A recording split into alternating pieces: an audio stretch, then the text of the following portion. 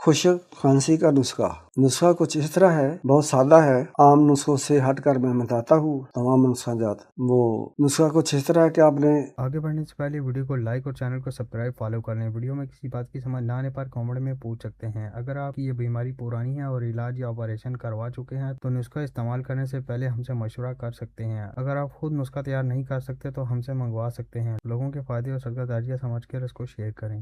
जज़ाकल्लाह। 3 खजूरें लेनी है, ठीक है। 3 खजूरें लेनी है आपने। इसको आपने 1 पाव में 2 पाव दूध में जोश देना है, गुठलियां निकाल लें। जब खूब जोश आ जाए, कुछ दूध जल जाए, इसको आपने उतार लें। मामूली नीम गर्म जब हो, पहले खजूर खा लें, फिर दूध पी लें। खुशक खांसी के लिए बहुत आला चीज़ है।